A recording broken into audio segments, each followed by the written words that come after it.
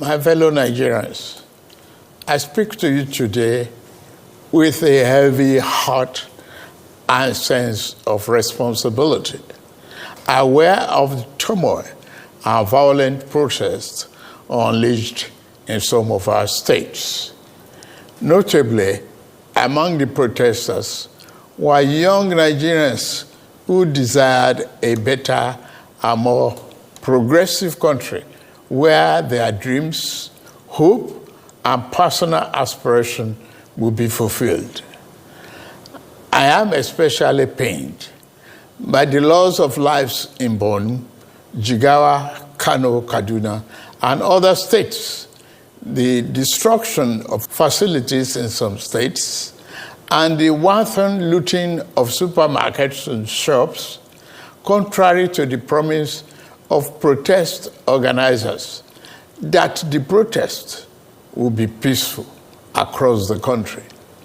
The destruction of properties set us back as a nation, as scarce resources will be again used to restore them. I commiserate with the families and relations of those who have died in the protest. We must stop further bloodshed, violence, and destruction. As the president of this country, I must ensure public order in line with the constitutional oath to protect the lives and property of every citizen. Our government will not stand idly by and allow a few with a clear political agenda to tear this nation apart. Under the circumstances, I hereby enjoin protesters and the organizers to suspend any further protest and create room for dialogue, which I have always acceded to at the slightest opportunity. Nigeria requires all hands on deck and need us all, regardless of age, party, tribe, religion, or other divides, to work together, reshaping our destiny as a nation. To those who have taken undue advantage of this situation to threaten any section of this country, be warned. The law will catch up with you. There is no place for ethnic bigotry or such threats in the Nigeria we seek to build.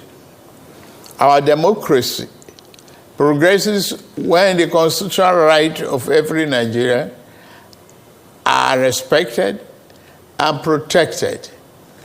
Our law enforcement agencies should continue to ensure full protection of life and properties of innocent citizens in a responsible manner.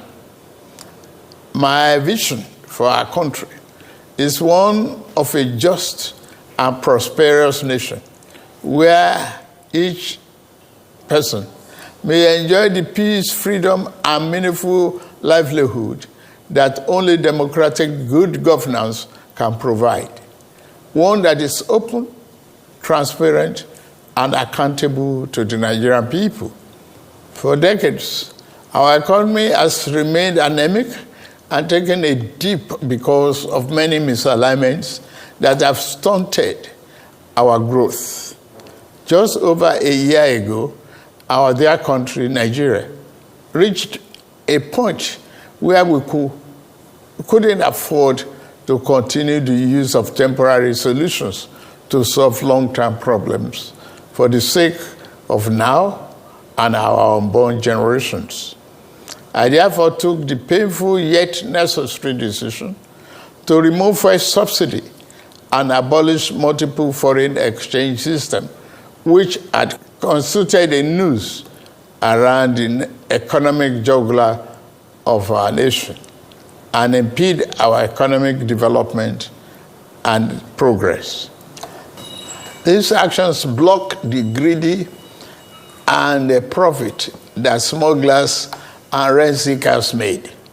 They also block the undue subsidy we had extended to our neighboring countries to the detriment of our people, rendering our economy prostrate. These decisions are made were necessary if we must reverse the decades of economic mismanagement that didn't serve us well. Yes, I agree, the buck stops on my table, but I can assure you that I am focused fully on delivering the governance to the people, good governance for that matter. In the past 14 months, our government has made significant strides in rebuilding the foundation of our economy to carry us into a future of plenty and abundance. On the physical side, aggregate government revenue has more than doubled, hitting over 9.1 trillion naira in the first half of 2024, compared to the first half of 2023, due to our efforts at blocking leakages, introducing automation, and mobilizing funds creatively without additional burden on the people. Productivity is gradually increasing in the non-oil sector, reaching new levels and taking advantage of the opportunities in our current economic ambience. My dear brothers and sisters, we have come this far, coming from a place where our country spent 97% of all our revenue on debt service. We have been able to reduce that to 68% in the last 13 months. We have also cleared legitimate outstanding foreign exchange obligations of about 5 billion without any adverse impact on our programs. This has given us more financial freedom and room to spend more money on you, our citizens, to fund essential social services like education and healthcare. It has also led to our state and local government receiving highest allocation ever in our country's history from the Federation account. We have also embarked on major infrastructure projects across the country. We are working to complete inherited projects critical to our economic prosperity, including roads, bridges, railways, power and oil and gas development. Notably, the Lagos-Calabar Coastal Highway and Sokoto-Badagry Highway projects will open up 16 connecting states, creating thousands of jobs and boosting economic output through trade, tourism, and cultural integration. Our once declining oil and gas industry is experiencing a resurgence on the back of the reforms I announced in May 2024 to address the gaps in the Petroleum Industry Act. Last month, we increased our oil production to 1.61 million barrels per day, and our gas assets are receiving the attention they deserve. Investors are coming back, and we have already seen 2 foreign direct investments signed over $500 million since then. Fellow Nigerians, we are a country blessed with both oil and gas resources, but we met a country that had been dependent solely on oil-based petrol, neglecting its gas resources to power the economy. We were also using our hard-earned foreign exchange to pay for and subsidize the use.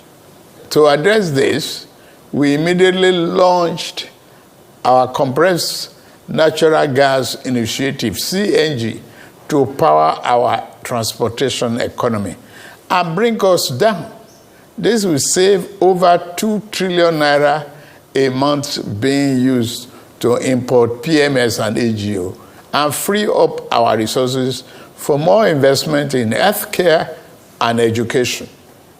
To this end, we'll be distributing 1 million kits of extremely low or no cost to commercial vehicles that transport people and goods and who currently consume 80% of imported PMS and AGO. We have started the distribution of conversion kits and setting up of conversion centers across the country in conjunction with the private sector. We believe that this CNG initiative will reduce transportation costs by approximately 60% and help to curb inflation. Our administration has shown its commitment to the youth by setting up the student loan scheme. To date, 45.6 billion has already been processed for payment to students and their respective institutions. I encourage more of our vibrant youth population to take advantage of this opportunity. We established the Consumer Credit Corporation with over 200 billion to help Nigeria to acquire essential products without the need for immediate cash payment, making life easier for millions of households. This will consequently reduce corruption and eliminate cash and opaque transactions.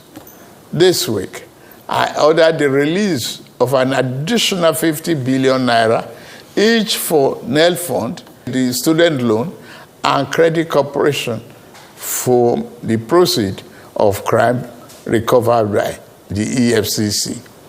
Additionally, we have secured $620 million under the Digital and Creative Enterprises, IDICE, a program to empower our young people, creating millions of IT and technical jobs that will make them globally competitive.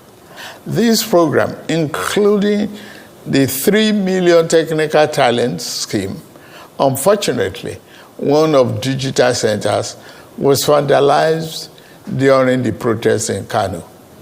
What a shame. In addition, we have introduced the Skill Up Artisans Program, SUPER, the Nigerian Youth Academy, NIA, and the National Youth Talent Export Program, NATEP. Also, more than 517 billion has been released to the 36 states to expand livelihood support to their citizens, while 600,000 nano businesses have benefited from our nano grants. An additional 400,000 more nano businesses are expected to benefit. Furthermore, 75,000 beneficiaries have processed to receive our 1 million micro and small business single-digit interest loans starting this month. We have also built 10 MSME hubs within the past year, created 240,000 jobs through them, and 5 more hubs are in progress, which will be ready by October this year. Payment of 1 billion each also have been made to large manufacturers under our single-digit loan to boost manufacturing output and stimulate growth. I signed the national minimum wage into law last week, and the lowest earning worker will now earn at least 70,000 naira a month. 6 months ago in Kasana, Abuja, I inaugurated the first phase of our ambitious housing initiative, the Renew Hope City and Estate. This project is the first of 6 we have planned across the nation's geopolitical zones. Each of these cities will include a minimum of 1,000 housing units, with Kasana itself set to deliver 3,212 units. In addition to this city project, we are also launching the Renew Hope Estate in every state, each comprising 500 housing units. Our goal is to complete a total of 100,000 housing units over the next 3 years. This initiative is not only about providing homes, but also about creating thousands of jobs across the nation, as well as stimulating economic growth. We are providing incentives to farmers to increase food production at affordable prices. I have directed that tariffs and other import duties should be removed on rice, wheat, maize, sorghum, and drugs, and other pharmaceutical medical supplies for the next 6 months, in the first instance, to help drive down the prices. I have been meeting with our governors and key ministers to accelerate food production. We've distributed fertilizers. Our target is to cultivate more than 10 million hectares of land to grow what we eat. The federal government will provide all necessary incentives for this initiative, whilst the state provides the land, which will put millions of our people to work and further increase food production. In the past few months, we have also ordered mechanized farming equipment, such as tractors and planters, worth billions of naira from the United States, Belarus, and Brazil. I can confirm to you that the equipment is on the way. My dear Nigerians, especially our youths, I have heard you loud and clear. I understand the pain and the frustration that drive this protest, and I want to assure you that our government is committed to listening and addressing the concerns of our citizens. But we must not let violence and destruction tear our nation apart. We must work together to build a brighter future where every Nigerian can live with dignity and prosperity. The task before us is a collective one, and I am leading the charge as your president. A lot of work has gone into stabilizing our economy, and I must stay focused on ensuring that the benefits reached every single Nigerian as we promised. My administration is working very hard to improve and expand our national infrastructure and create more opportunities for our young people. Let nobody misinform and miseducate you about your country or tell you that your government does not care about you. Although there have been many dashed hopes in the past, we are in a new era of renewed hope.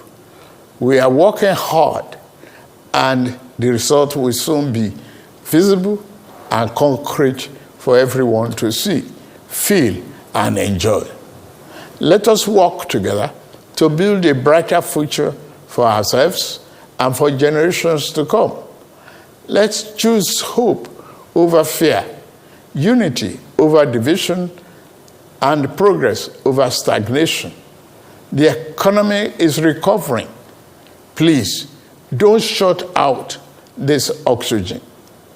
Now that we have been enjoying democratic governance for 25 years, do not let the extremists of enemies of democracy use you to promote an unconstitutional agenda that will set us back on our democratic journey. Forward ever, backward never. In conclusion, security operatives should continue to maintain peace, law, and order in our country, following the necessary Convention on Human Rights, to which Nigeria is a signatory. The safety and security of all Nigerians are paramount. Thank God and thank you for your attention. And may God continue to bless our great nation. Thank you very much.